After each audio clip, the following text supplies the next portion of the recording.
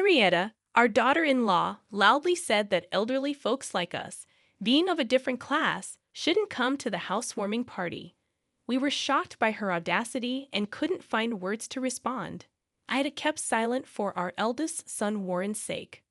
But Henrietta's disrespectful attitude reached my limit. My husband Reagan and I exchanged glances, nodded in agreement, and told Henrietta that we understood. Satisfied, she smiled and went back to Warren. I am Bridget, 73 years old, and Warren is our son with Reagan. Warren was always quiet but started to assert himself in college. He introduced us to the woman he was seriously dating, and we happily consented to their marriage. Around 3 years into their marriage, during Christmas, Warren and his wife were coming home for the first time. I was excited to spend time with Henrietta. When they arrived, Henrietta initially seemed shy but gradually relaxed. As it got dark, I stood up to prepare dinner, and Henrietta offered to help in the kitchen. While we were in the kitchen, an unfamiliar voice, lower and harsher than usual, said, "It's cold. This house is too cold." I turned towards Henrietta in disbelief, and she was rubbing her hands together with discontent. In an unhappy tone, she expressed her dislike for old houses and complained about Warren insisting they come. Stunned, I was speechless as Henrietta vented her bad mood at me. She even made a disparaging comment, suggesting my appearance was all an act to get married. "I'm tired of waiting. Hurry up and get ready." "I'm hungry," said Henrietta, seemingly annoyed by my stunned silence. She gestured towards the stove and spoke dismissively. I hurried to obey, probably more shaken than I realized. Once I started moving, Henrietta did nothing but dictate, not lifting a finger to help. She complained about everything, criticized my methods, yet did nothing herself. By the time the preparations were done, and it was just a matter of serving the food, Henrietta suddenly became active, charming Reagan and Warren, and blushing at their praise. It was then I finally understood this was Henrietta's true nature. 10 years later, Warren and his wife were returning for a visit. Henrietta had shown her true colors many times, but only in my presence. She never behaved that way in front of Reagan or Warren. I had kept silent, thinking it might be a misunderstanding, but the same things happened every time they visited, confirming my suspicions. Hearing they were coming back, I felt a bit downhearted. While planning to avoid being alone with Henrietta as much as possible, the doorbell rang. Sighing, I opened the door to find Warren standing alone. Surprised not to see Henrietta, I involuntarily looked around for her. Warren, noticing my reaction, spoke with a hint of apology. "Sorry, Mom. Henrietta had some urgent work and will join us later. She said it's okay to go ahead with the grave visit without her." It seemed Henrietta wouldn't be joining until her work was finished, and I felt a sense of relief at the thought of not having to witness Henrietta's behavior, even for a little while. I welcomed Warren into the house, and Reagan, who was in the living room, noticed Henrietta's absence and asked about her. While preparing tea, I found myself sighing deeply without realizing it. We decided to relax for the day and postpone the grave visit to the next day. When Warren informed Henrietta, she responded, "Understood, but I still can't finish my work and come over, so please apologize to the others for me." Reagan laughed it off as unavoidable, but I couldn't help feeling that Henrietta just didn't want to attend the grave visit.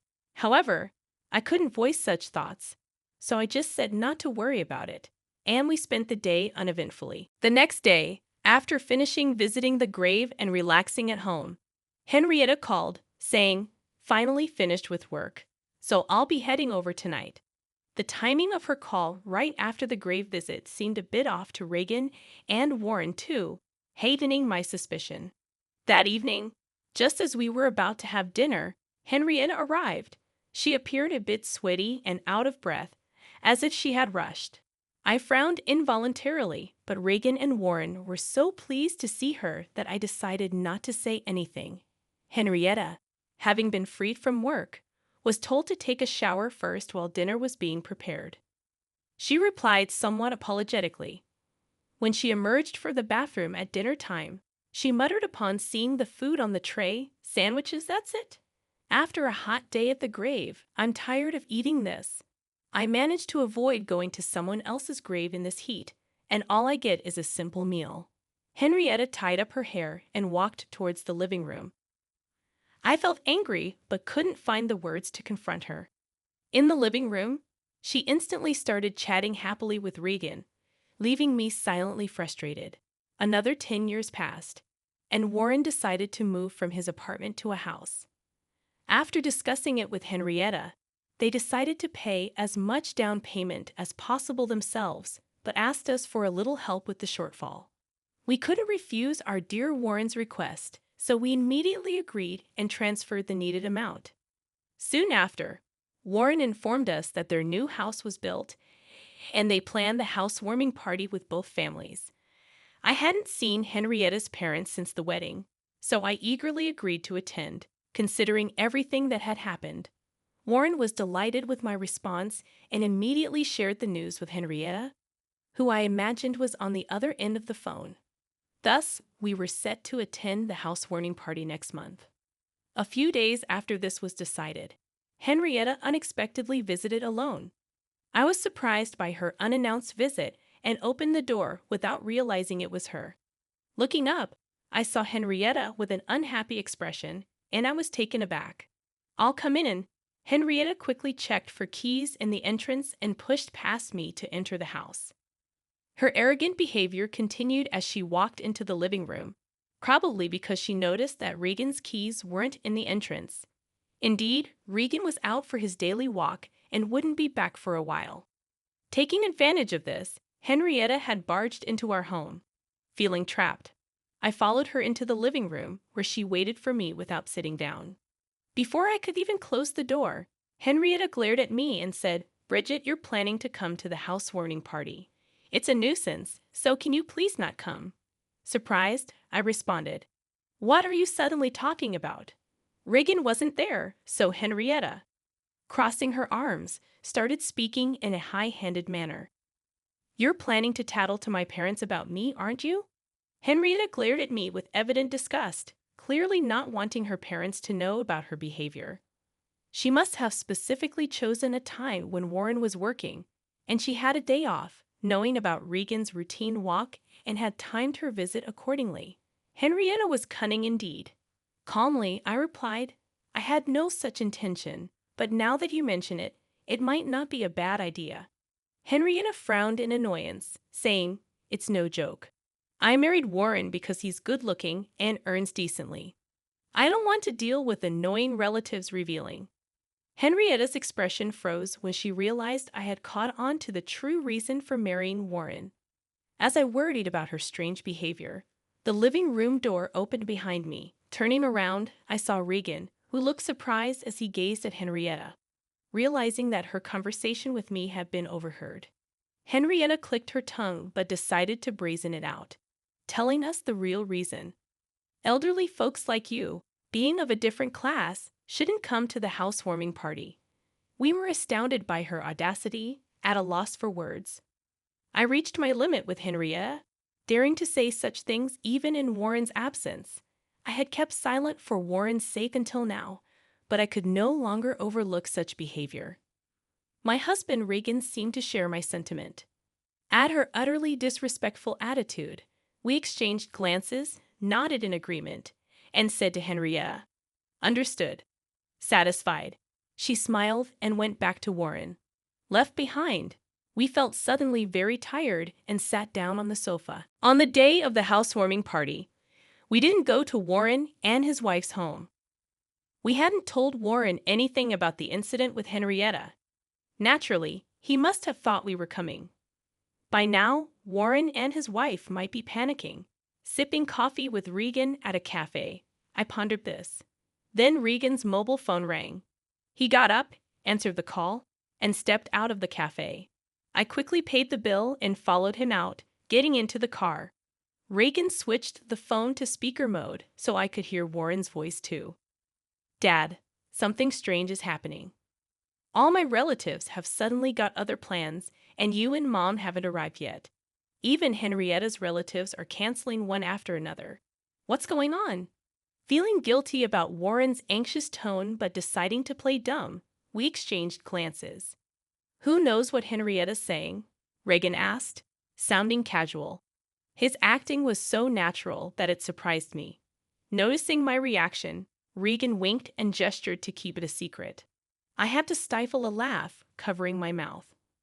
Henrietta is also confused. Oh, another call's coming in. I'll call back later. Be safe, coming over. Warren still seemed to expect our visit, making me feel remorseful. But I convinced myself it was necessary to get back at Henrietta. Then my mobile phone rang. It was a relative who was supposed to attend today's party. Feeling sorry but chatting for a bit, I was engaged in a long conversation with a talkative relative when Regan's phone rang again. It was Warren. Regan switched to speaker mode and answered, "Dad, I just spoke to Henrietta's mom. What's going on? If you can still come, please do right away." Warren's voice, sounding close to tears, made me feel a tightness in my chest. Regan looked at me with furrowed brows. After I nodded at Regan, he reassured Warren. "Understood. We'll be right there. Calm down."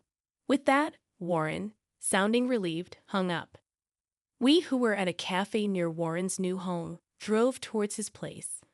Upon arriving and ringing the doorbell, Warren rushed out to greet us.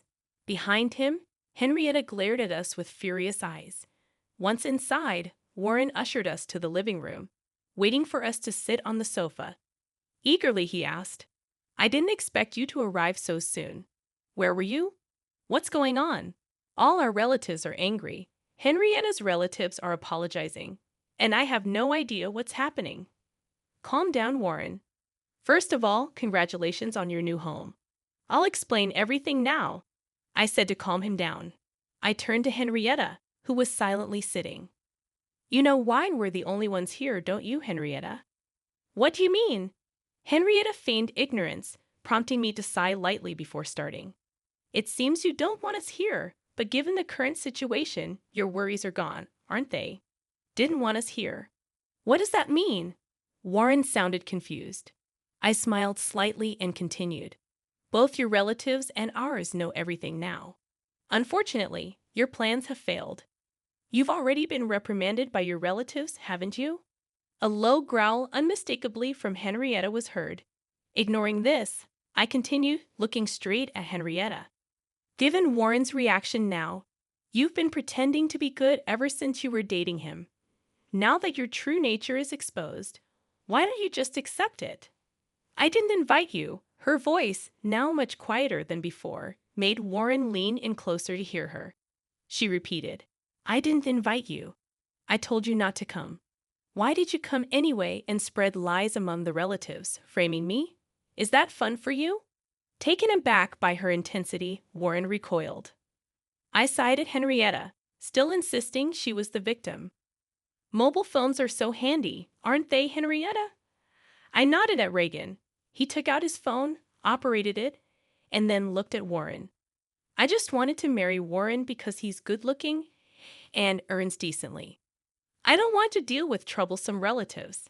Anyway, elderly folks like you, being of a different class, shouldn't come to the housewarming party. Henrietta's words from that day played from Regan's mobile phone. Henrietta turned pale and looked at Warren. After the playback, Warren turned slowly to Henrietta, his mouth agape. Henrietta tried to deny it, but what excuse could she give after that recording? The weather turned bad, so I cut my walk short and came back only to hear this incredible conversation. I couldn't help but record it. Glad it was useful, Regan said regretfully. Warren looked at me for confirmation, and I nodded firmly. I couldn't believe it at first either, Warren, but the truth is there in the recording. Henrietta's true feelings and her last words were said despite my presence. It's hard to escape now. Regan fixed his gaze on Henrietta, questioning how anyone could stay calm knowing she had been deceiving everyone since her dating days with Warren, let alone after their marriage. Seeing his look, Henrietta dropped her shoulders and ceased her struggle. This seemed like an affirmation to Warren, who abruptly stood up and left the house. It happened so suddenly that we couldn't stop him. And although Regan hurried after him, he soon returned. Apparently, Warren had driven off somewhere, leaving his mobile phone behind, making it impossible for us to call him. Henrietta, left behind and surrounded by us, sat trembling and pale, huddled up. As time passed helplessly, Warren eventually returned, holding something in his hand, which he slammed in front of Henrietta, saying quietly, "Sign the divorce papers and leave." Henrietta looked up at Warren, her mouth agape, but Warren repeated himself, took a pen from the holder on the table, and began to fill in his part. After finishing, he forced the pen into Henrietta's hand and tapped on the divorce papers. "Come on, sign, and leave." Overwhelmed, Henrietta, though frightened, filled in her part. She looked at Warren when finished, but he, without making eye contact, was checking for any missing details. Finding no errors, he forcefully made Henrietta stand up and dragged her to the front door. He then pushed Henrietta out of the house, ignoring her attempts to cling to him and throwing her bag outside. "It's late, so I'll submit this tomorrow. Don't ever come back to this property," he said, slamming the door shut and locking it. Henrietta's pleading voice could be heard from outside, but Warren ignored it and turned to apologize to us. "I'm sorry for the trouble. I had no idea she was like that." We could say nothing to his deep apology, just embracing him. Before long, Henrietta's voice faded away. We decided to stay at Warren's new home that night. The next morning, Warren submitted the divorce paper first thing, and his divorce from Henrietta was finalized. Concerned about his heartache, we chose to stay another night. And that evening, with a somewhat calmer Warren, we discussed everything that had happened. As we recounted the past events, Warren listened with clenched fists. Regan, who was also unaware of these details, placed his hand on my shoulder as I spoke. Then we revealed the truth about the current situation. After Henrietta had left, telling us not to come, I learned that Regan had spontaneously recorded the conversation. We decided together to inform Henrietta's parents. When we called and explained the situation, Henrietta's parents, initially in disbelief, changed their attitude and kept apologizing. After hearing the recorded audio, angry about their daughter's misdeeds, they intended to tell the relatives who had planned to attend the housewarming party not to go. After hanging up, we discussed and decided to do the same with our relatives. They too were furious and said they wouldn't attend. That is how the current situation unfolded. Hearing all this, Warren's shoulders drooped again, worried but unable to do anything. We decided to spend another night. The next day, Warren came into the living room, looking relieved, and shared what happened the previous night. He had apparently contacted his former in-laws. Henrietta was now at her parents' home, being disowned and facing eviction.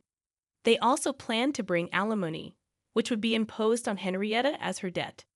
While Warren felt this was not enough, he seemed more settled than expected. After returning home, we immediately started packing up our old house. Now dated, it was set to be handed over. The house was actually being remodeled for us to live in together. Since Warren was at work during the day, the renovations were to take place. Though costly to modify a newly built home, with some financial gain from the recent events and our help, the decision was made. While waiting for the house's remodeling, we were happily clearing out our old home.